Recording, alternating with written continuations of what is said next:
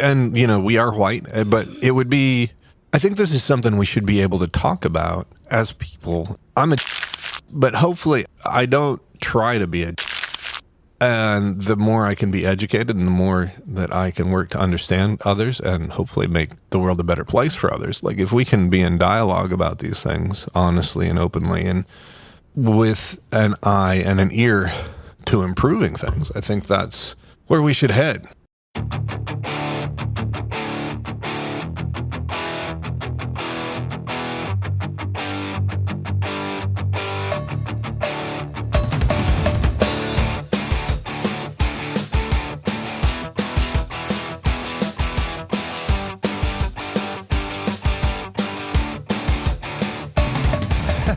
Hey, and welcome to Middle Ground Books After Hours. And What's you so have funny? no idea what a long day it was today. Oh. Yes. So that was not a humorous laugh. That was a I'm ready to fall over dead laugh. I am so tired right now. And I put a little bit of Everclear in some tea. Well, that's one way to unwind at the end of the day. Everclear does not fight fair. No, it does not. It's like I'm just drinking plain tea right now, but you put a little Everclear in something, it doesn't matter how. Like you can put Everclear in tomato juice, and it's still not going to be healthy. And it's still not going to be a Bloody Mary. It's like a war crime. Like it's a Sunday Bloody Sunday is what it is. Sunday, Bloody Sunday. I just heard the news today. I can't believe the news today. I can't believe the news today. I can't believe you're drinking that. This is plain tea at this point. That song is sadly, I know that it was about a specific Sunday in the history of Ireland, but I can fully agree with the I can't believe the news today sentiment. Uh-huh. Yeah. Anyway. That's why we don't watch or listen to or anything the news. But you still hear about things and you're just like, wow. We didn't introduce ourselves. Oh, yeah. My name's Megan. I'm Deborah. And I think I'm still Lance. You are. You are still Pretty you. sure, yeah. Does anybody else want to turn? Yeah, for those of you who are listening, you heard last week how excited we were about our friend in Sweden. I don't know... Because I don't want to give a boy or a girl Swedish name. If you are listening from Sweden, please just send us your name so we don't have to imagine your name. What? I don't know any Swedish names. I don't either. Well, there's like Ilva Annika? or like Olga or Annika or like Are those Gretchen or Gretchen? Isn't that German? Oh, you're probably right. See, I don't know the difference, so whatever. It's just our Swedish friend. Astrid? Yeah, I think that one's Swedish. Isn't the author of Pippi Longstocking? It is. Is Astrid Swedish? I think. I don't know. And the Astrid, we know who is German. And if you're listening, Astrid, we love you. Yeah, but she'd be listening in Germany, so she's not the Swedish. She is not the Swedish person. So we are eventually probably going to talk about this is African history. No, it's what is it? Black History Month. Black History You're right, Month. Black History Month. And there's been some, I think, reasonable pushback that Black history is American history. And I think there's a lot of very good reasons. Because that's one of the things that makes the United States really different in terms of a global culture is the role that the nomenclature is blacks, Black Americans. Debbie and I were in Africa for about a decade, and so we would say, well, we're from the United States, and people would say, oh, I know someone from the United States. Greet them when you go back. Having no real concept of how huge the country is. That person may have been from New Hampshire, and we are not from New Hampshire. Well, but I think there's also that misunderstanding with Africa is Africa is a country. Enormous. No, it's a continent, and it's huge. And the 48 contiguous United States fit into the continent of Africa is it twice or 3 times? Anyway, it's huge. I think it's huge. 3 times. And then you consider the fact, like, where we were was in Cameroon in West Africa, and there are 273 languages there. Distinct languages. Those are not dialects. Those are complete different cultures. That's wild. And that is in a country that's the size of, like, Nebraska and Kansas together. So you take that times the number of nations that are in Africa, and you have a lot of different cultures and nations and people groups. Yeah. And they are not the same. Like, even within one particular country, you've got some completely different cultures within that one country. And you multiply that time the continent, and it's very, very, very, very diverse. Cameroon, where we were, was heavily slaved. And so to this day, we see people who, walking around, whether it's Chicago or whether that's Dallas, and you say, whoa, that person really looks like they could have been an Mboom person or an Oku person, or that person looks like they might have been Bukwari, like different. Well, even Megan and I were watching a TV show the other day, and there was a man on the TV show, and I was like, he looks so familiar. And then I realized that he was reminding me of Basile, the artist who carved the wooden box that we have in our library. We have a box we brought back with us, and it's full of board games and puzzles and so on. And yeah, I'm watching a TV show and thinking, that guy looks so familiar. Basile was Bafut, right?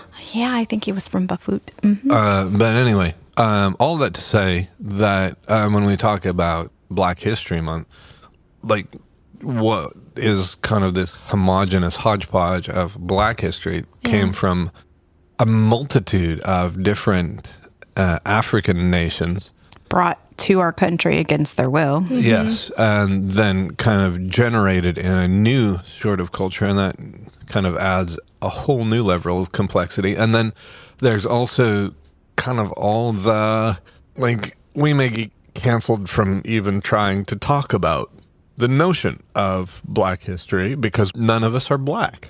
Yes, but I was just reading an AI-generated response to can white people celebrate Black History Month? And I was like, well, obviously that's kind of the point, is that it's to make all of us aware and more appreciative of the contributions of different people groups to the development of our country. And it was giving suggestions like supporting Black-owned businesses and attending events and just trying to become more aware, and also reading books by Black authors. And so, which is what we're doing. So I was talking about Black History Month in the store and talking about some different books by Black authors, American Black authors. And that's besides the books that are by authors whose family are, like Megan, the book you have been reading, the fantasy book, is like his parents.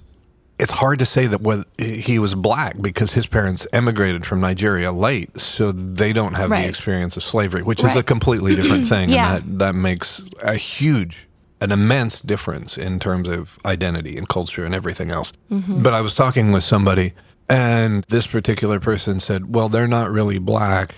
They just enculturated into the region, like our region, which is like the Midlands. Well, who's not really Black? Well, these people. So I was talking about the author. I need to actually remember who I was talking to and what it was. It was such a long day today, and I don't want to say too much about any one person or any one thing. So this notion of, I think the context was, I was talking about how for us in the Midlands, people speaking poorly of Blacks is really, really uncomfortable for us as a culture, because overall, like in the Midlands, we were very against slavery. Oh, for sure. I mean, that's part of why, Kansas becoming a state was a major part of the Civil War beginning, because that knocked the balance out of whack. So Kansas from the beginning was a free state. And from like Kansas north, most of the people who settled here were German, Norwegian, Scandinavian, and people who had no truck with slavery, whatever. They didn't like the Puritans telling people what to do, and they didn't like the slavers in the South, and they wanted a piece of land, be left alone. Yeah, to do what they thought was right and not have anyone else tell them what to do or not do. I can't remember who I was talking about in particular. And so anyway, as I was talking about this, the person was saying, well, they don't have a black identity. They identified with people in the Midlands. And so that made me think of Colin Woodworth's book, American Nations. His central tenet is there are 13 different nations on the North American continent. And so like New York, very mercantile, very like settled originally by the Dutch. A lot of it seems sort of mercenary. You've got the borderlands that was settled by the Scots-Irish people who like there were, forget what they're called, but essentially the clan warfare that was happening in Scots and in the Highlands, that was happening in what we call the borderlands, the hill country, the rednecks, the Appalachians here. Mm-hmm. And so all these different nations here in North America. And that book, I think it's a brilliant book. I think it answers a lot of the sort of the political, social garbage that's happening in North America right now. So it's saying that where we are now is not like it's a new thing. It's just the current iteration of these conflicts that have been happening since the beginning of our country. Yes, but what Woodworth doesn't really talk about is how like the blacks kind of almost exist as a separate culture. Mm-hmm. It's a different sort of thing. But you were going to say, Megan? I was just going to say that like that book is more focused on where you live as a culture versus an ethnicity. Like it's more about... But that's his whole point. That where you settle makes you who you are. Wherever you come from, if you come here, you are going to accept our way of life or you got to move somewhere else. If you settle in New York, you're going to become a New Yorker or you're going to die and move somewhere else.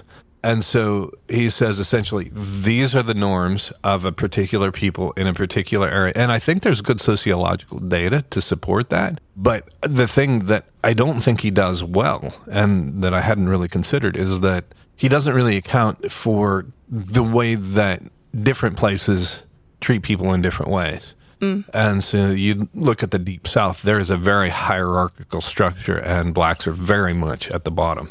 And what would be considered white trash or low-value whites may not be very much above that, but they're still supporting that caste system hierarchy in those places. And I don't know if that's fair, but that's at least the way I understand the way the different societies in North America work. Well, and there are definite, like, I would say that there are regions more so in the northern parts of our country where there is a rich black history. Like there's, you know, in Chicago, there's a rich black culture. And in Harlem, there was an art and music renaissance. And, you know, so I don't know that maybe it's my lack of knowledge of American history. I don't know of that sort of cultural center for black culture in the South in our country. I know... Like New Orleans is like the home of jazz, so that could be a possibility. So I'm going to jump rails a little bit. Why is Vincent van Gogh everyone's favorite artist? Is he? He's recognizable, I think. Because everybody recognizes Vincent van Gogh. Right. There was a book talking about, there was an art collector, I believe, that made a lot of like the main artists that people recognize, like Monet and Van Gogh, like a lot of those big names that people recognize so much, made them popular because he collected them. And his collection was then given to museums. Well, so Percival Everett wrote a book. It's hard to believe. 2001, the book Erasure. And he talks about this Thelonious Monk Ellison, who is essentially a literary critic. He's a scholar. He's a black American, but he's studied in the classics. He is, I think he holds a PhD. He works in a university. Okay, are you talking about the character or the author of this book? Character. Okay. But the character is also an author. Anyway, in the book Erasure, he talks about how someone who's just black, writing as just like that they are a black American, like if they're not stereotypically black, right? Like if it's not the hood, if it's not, this, that, and the other thing, well, then that... People aren't going to accept it or want it or what? Yeah, and that there is this stereotypical ideal that in order to be black, you have to be this, that, and the other thing. And if you're not this, that, and the other thing, then you're not really black. If you aren't enculturated as this, that, and the other, if you don't, going back to what I was talking about with Vincent van Gogh, if you are not this thing that everybody can recognize as this is what black is, well then, you're less than, you're not equal to Black American. And I think talking about the way cultures work throughout this continent, I think the experience of what it means to be black is very different in Minneapolis, Minnesota than it is in Los Angeles, California, that it is in Denver, Colorado, that it is in Alabama or Houston. Maybe. Not being black, I have no idea. And, we are white, but it would be, I think this is something we should be able to talk about as people and people who, but hopefully I don't try to be a, and the more I can be educated and the more that I can work to understand others and hopefully make the world a better place for others. Like if we can be in dialogue about these things honestly and openly and with an eye and an ear to improving things, I think that's where we should head. Ultimately, it goes back to, again, why we named our bookstore The Middle Ground is we were looking for a place that would be a place for everyone to meet in the middle and feel welcome, no matter what your background, whether you're rich or poor, whether you're from Kansas or Mississippi or Alaska or Sweden. Which, by the way, I did look, and Astrid, the author who wrote Pippi Longstocking, is indeed from Sweden. That, you would just feel welcome. And we have to give credit to Martin Luther King Jr. It's a dream. It's a dream that we still have and we still hold on to, that our country will be a place where everyone will be valued for who they are as a person and not any category they belong to or do not belong to. So I feel like I kind of monopolized the discussion so far. So I've at least talked about one of the books that I've been thinking about for African History Month. Black History Month, sorry. Percival Everett's Erasure. Erasure, yeah. Dude, check out the book. It's, regardless of what your background is, it provides at least some talking points. Well, and Percival Everett also wrote like a reworking of Huckleberry Finn called James. James. And from the viewpoint of Big Jim. And Dr. No. Dr. No? Pretty sure, yeah. It's a retelling of a James Bond. Oh. I was unaware of that one. That's also by Percival Everett. I will double check because now you're making me feel like I'm really a little bit concerned. So what did you read, Megan? So the book that I am reading is by Vanessa Riley. She does a lot of historical fiction with black characters as at the forefront. The one I'm listening to, her newest one that I think just came out, is called Fire, Sword, and Sea, and it's about pirates in the Caribbean. Not Pirates of the Caribbean, but actual Caribbean pirates. Her main character is Haitian born, and her mother was a slave, I believe, and her father was white. So yeah, there seems to be some discrepancies about whether this main character was indeed a real female pirate from that time period. It seems like it's uncertain because there wasn't a lot of people talking about her in her time. It was a lot of after, so we don't know necessarily for sure. I'd like to dig into this more and find out more. Her name is, I'm probably going to butcher it because it's French. Her name is Jacquot Delahaye, and it sounds like she could have been real, but we don't really know if she was a real person or not. But the story revolves around, it's like they're in Tortuga, and there's talk of maybe slavery, because at this point there wasn't slavery anymore on the island, but they were talking about like they're bringing that back, or like they brought a bunch of women over that were prisoners and being sold off, and she does not like this and wants to try to free them. So that's what the main part of the story is. So, and then, yeah, she goes on some high seas adventures. It's a historical fiction. Mm-hmm. Yeah. That's what I believe this author, Vanessa Riley, usually writes, is historical fiction. I think we've had a few of her other books in the store as well. I feel like it was, I can't remember the title now, but it had, it was about a lot of, I think it was maybe during the Regency period, or maybe even before that she was writing in about queens and royalty and all of that court life. of the time period. This is a genre I don't usually read. Like, I don't really read a lot of historical fiction, so I'm kind of keeping with my not reading just fantasy all the time. Though our book club this month for February is sort of a fantasy, like kind of fable that's based on a lot of African lore. But I haven't finished the pirate book yet, and I'm excited to finish it. I always really liked the Pirates of the Caribbean movies, so I'm excited to kind of revisit a piratey story. So yeah, that's the stuff that I've been reading. What about you, Debbie? So I have been listening to The Seven Daughters of Dupree. It's by Nikisha Elise Williams, who is the host of a podcast called Black and Published. So I might need to check out that podcast because apparently she talks with or talks about Black authors. So she's written this book, and the description says, well, from the title, The Seven Daughters of Dupree, it's sort of a historical fiction / literary fiction telling of this family, and starting with Evangeline and Emma, who end up, well, they are freed slaves who end up inheriting Zedekiah. Is that one of those old-fashioned sort of names that the last white master of their property dies without a white heir, but Emma is one of his children through a slave mother, and so he actually gives the farm and all of the property to Evangeline and Emma.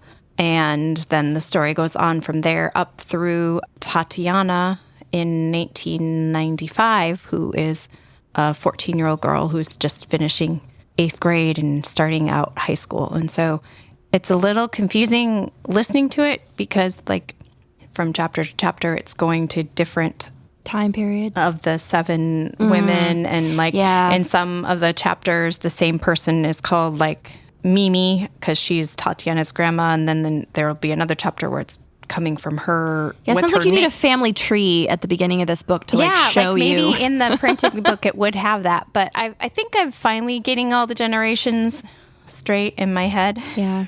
Some books, it's easier to just have the printed in front of your eyeballs because, it can get confusing otherwise. I'm not quite halfway through it. So, it has a lot of the issues about what it is to be Black in America. And, like, it starts out with the first generations on the former plantation and how they don't really fit anywhere because they're, like, what people would call high yellow, or, because, I mean, yeah. And so I've they're never not, heard that term. They're I don't not know what that is. Oh, it's like a derogatory term for people who are of mixed ancestry because they are descended from the white former plantation owner who took advantage of his slave, So the other Black people in their community don't like them because they're high yeller. And the white people don't like them because, so eventually one of the daughters gets married and leaves and moves to Chicago. So, like, the last 3 generations of the family, they're in Chicago. And so some of it is about the differences of what it's like living in these different places and never really fitting anywhere. And then the secrets that are in the family and the relationships. And it's good because I generally like stories about messy family relationships. So it's good. And I mean, but it's also painful to read and to But I think a story like that is probably supposed to be maybe like to make you think more about. I mean, the story I'm reading, of course, it's while the chattel slavery stuff is still happening and the realities of that, because she, like, her father and mother, like, she's mixed. So yeah, she doesn't really fit in anywhere either. And especially struggling with the way women were treated at the time, regardless of race. Well, and that's the other thing, that it's the land and the property was given to the 2 women, So that's also an issue because I think it's the first chapters in the 1870s. It's after the Civil War is over that the white master has died and given in his will given the property to these 2 women, his former slaves, and the lawyer is just like, the lawyer doesn't even know what to say. He's like, it seems he was in sound mind when he wrote the will, so I guess it's yours. But yeah. So even the people who they're renting the land to and farming to resent them, first of all, because they're women, and secondly, because they're not really black. And so, yeah, there's a lot going on. Yeah. Yes. So I think another thing that, like, there are, since I read a lot of the nonfiction, like, there's a lot out there that you can read, especially if you want to talk about or think about wealth inequality, like, really devastating book that is set largely in Milwaukee, and it has just a fabulous amount of data about the Milwaukee housing industry. Is called Evicted by Matthew Desmond, and it was published a while ago, but it follows 2016. That's when it was published, and it follows like 6 or 8 different families. A number of them are black, some of them are not, but it really focuses on how the cost differential between a penthouse apartment or a tenement apartment in Milwaukee is within $100, like what one costs versus another, and the way the people at the bottom are consistently abused and neglected and taken advantage of. There is a whole host of books like that one. Like it's just not hard to get out of your typical comfort zone, like for like who you are and where you've been. And another book, and this is from a religious standpoint, so just kind of a heads up on that. But by Glenn Henry, Father Yourself First. He is a black father, and he's talking about fatherhood, and it is from a Christian perspective, but he does, provide caveats for people from other faiths or other, dispositions. But it's not your typical. It's not like if you grew up as, a white kid in the Midwest or wherever you happen to be, it may not be like what you're accustomed to, what you're used to.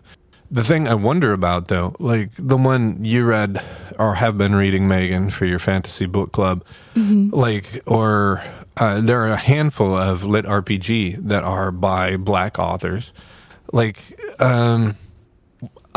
black readers. Like, if they want to read fantasy, if they want to read mystery, if they want to read, like, is that a thing?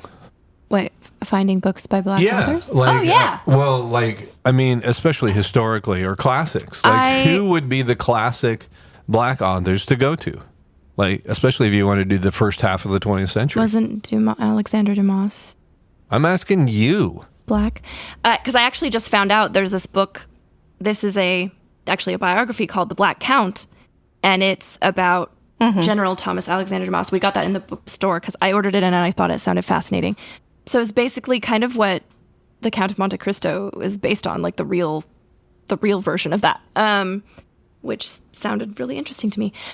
And I double checked quick. Dumas was Dumas. Is it Dumas? Dumas, yeah. Was son American. Of a French nobleman and an enslaved Haitian. So, like, that is, like, he was.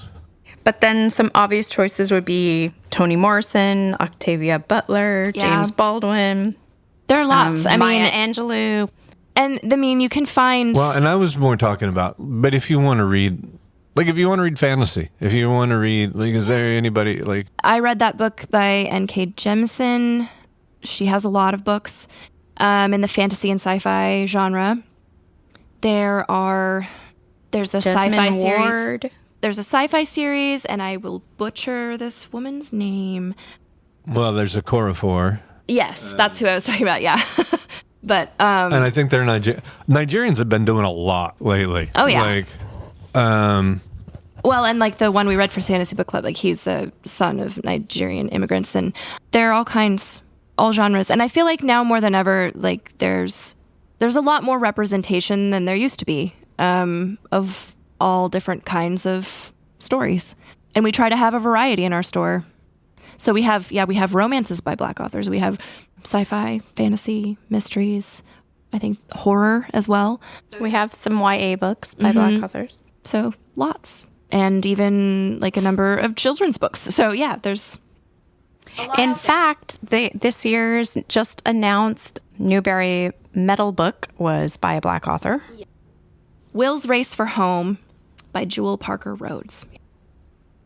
No, okay, the one I said was the Coretta Scott King winner.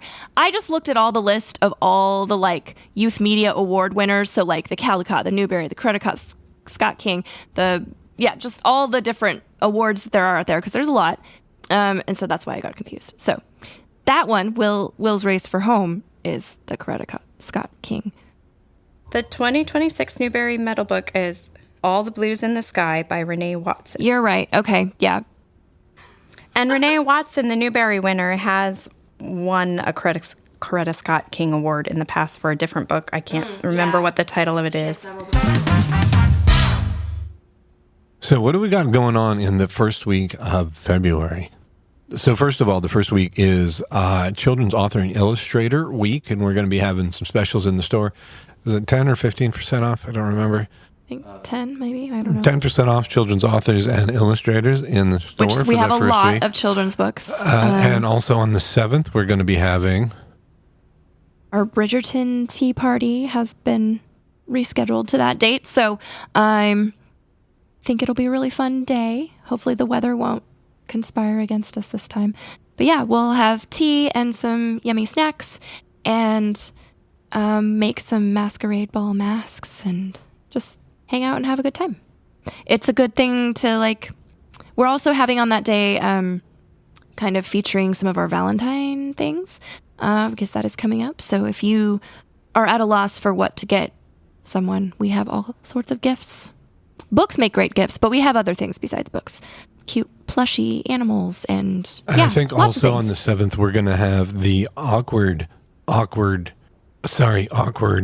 shopping day for people who have not yet. We're only having the awkward shopping day to remind you that you need to buy the things you need to buy for Valentine's Day before Valentine's Day. So, and if you need help choosing something for your Valentine, come in and we actually really can help. We have some people around who can help. We also have a magic 8-ball. No, we don't really. We actually we do this for a living. But we do have tabletop role-playing game dice, so you could roll and say, okay, if I roll a 21, I'm going to buy I'll get this one. Yeah. If I roll this, I'll get this one. So you could totally do that. So both that on the 7th, come in and see us. And yeah, it's going to be a great busy month. And where do we look on the socials? Like if they want to know what's going on? We are at Middle Ground Books on Instagram and Facebook and TikTok. We need to do more on TikTok. We have our Valentine's Day event coming up on the 13th. We have Spanish story time on the morning of the 14th. And we have a special poetry thing happening the week after that. So yeah, do check it out. There's a lot going on in the month of February. And yeah. You can also find events on our website, middlegroundbooks.com. And if you're in Sweden and can't come, we understand. We would love to have you here. But you can also, we'll FaceTime you in. And how's the MySpace page coming? No progress yet. Okay. Hopefully we'll have a MySpace page soon. Don't think we need a MySpace page. It might be fun. There might be advantages to the platform that we haven't considered. And if you're on Tumblr, that's too bad because we're not going to be on Tumblr. I used to be on Tumblr back in the day. Okay. I have more interest in MySpace. Just because you can put music on your profile page. Absolutely. I don't even know if you can still do that. That's what I like to do, is I would code different backgrounds and like put my favorite song. Make Megan's playlists. Yeah. I mean, there are authors who make playlists to go with their books. It's true. I kind of love that. Yeah. All right. So we have kind of beaten this dead horse. But yeah, until next time. We'll meet you in the middle.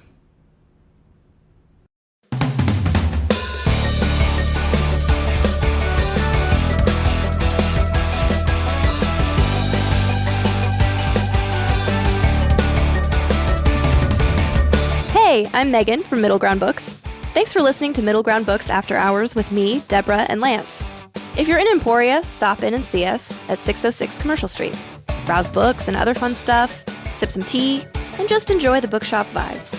Middle Ground Books After Hours is produced and remotely engineered by Cosmic Atom Sound Studios, producing the vision and making it sound.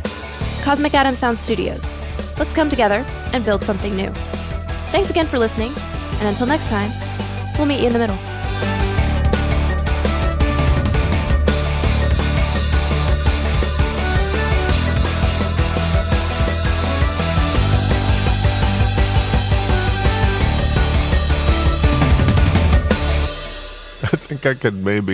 I could go for Jerry for a couple of days. I could be Jerry. No, Jerry is not a good name for Barry. you. That's even worse. You were almost Barry. I was always so almost awful. Barry. So awful. And if I were a boy, I would have been Peter. If I were a girl, I would have been Sandy. Patricia. Your mother told me your father wanted to name you Patricia. Wow. I thought it was Sandy. No. Yeah. Either way, Lance is a good name for you.